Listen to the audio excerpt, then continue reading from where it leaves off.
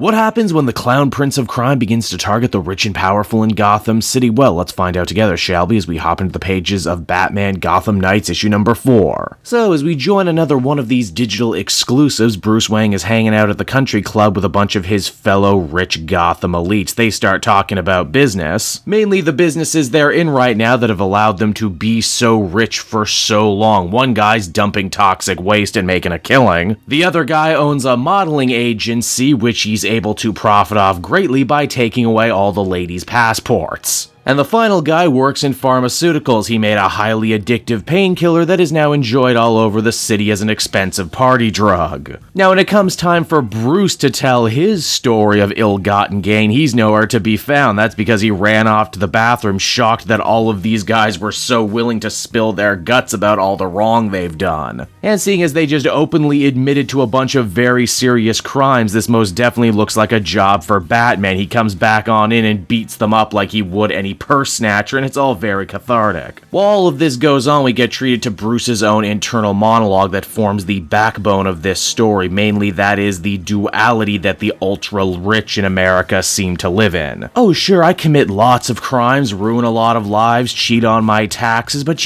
I'm a job creator, though, so it really all evens out, right? Obviously, the nature of duality and living two lives is very near and dear to the heart of Batman, who does that all the time. Now, the rich guys get thrown in jail, or as close to jail as the ultra-privileged get. They have their own private cells where they're free to play cards and make as many phone calls as they want. But it's right here where the story gets really interesting. You see, one of the rich guys gives Bruce a call and says, it's really lucky that you were in the bathroom when we all got grabbed by Batman. Surely they would have gotten you too. Hey, tell you what, can you do me a real 1%er favor? I've got a private yacht anchored in international waters. I got about $1 million in cash there and some fake papers. Can you pick it up for me so I can just bribe my way out of jail and go into hiding? That would be great. Bruce agrees, though he shows up as Batman to break up the yacht and bring it back to America. It's here the wheels finally start turning in the heads of all of these rich guys. Hey, wait a minute, Bruce wasn't with us when we got arrested and now Batman got to your yacht first? Surely Bruce Wayne must be working with Batman. I mean, it's not like he could be Batman or anything. That being said, Bruce totally got ahead of this one,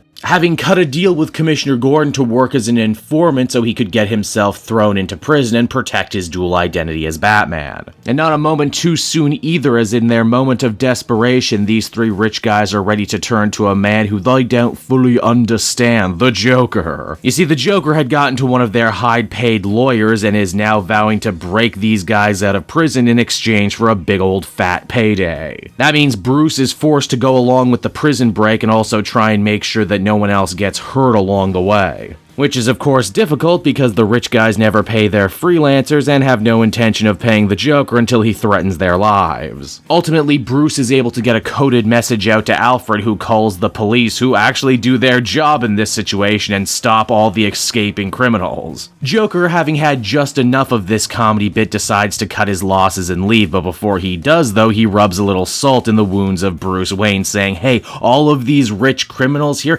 guess where they washed their money? Yeah, that's right. Your company, Wayne Enterprises, which Batman had no idea was actually going on under his nose. As the comic winds down, all the bad guys are rearrested, and Batman once again comes back to that idea of duality, living two different lives. And that while he had been wagging his finger at all these other rich guys, in truth, Bruce Wayne is as guilty of that idea as anyone else. He's been living two different lives and didn't even realize what was going on at his own company, but maybe now he will as the comic comes to a close. And so that was Batman Gotham Nights issue number 4, everybody, and unlike the last couple issues that were written by Michael Gray, this one comes to us courtesy of comedian and political satirist Mark Russell. I had fallen in love with this dude's work a long time ago when he wrote the criminally underrated Prez book, and once again he manages to deliver another topical, pointedly political story, as told through the lens of superhero comics. Much like Russell's own current ongoing creator-owned series, Billionaire Island, the theme here is of predatory capitalism. And let's face it feels like every day when we read the newspaper now we hear another story of some rich guy being as cartoonishly evil as any supervillain in any comic book has ever been. But because Mark Russell is smart, subtle, and nuanced, they're also not afraid to point the finger at Bruce Wayne Batman himself.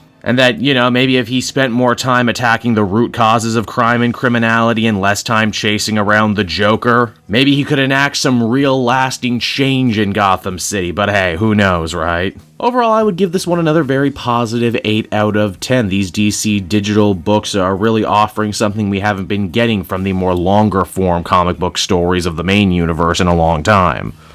Hey there everyone, it's your old pal Cape Joel again. Just wanted to take a moment to thank you so much for watching to the end of the video. I hope you enjoyed it, and if you did, and if you're in the market for comic books right now, and I mean really, who isn't, you might want to check out my book depository link down in the description. It's no joke my favorite place to buy comic book trades. You get a great price, and if you use my link, not only will you be getting yourself something nice, but you'll be helping out the channel a little bit while you do so. So, you win, I win, everybody wins, right? And until next time everyone, this has been Cape Joel. Bye-bye.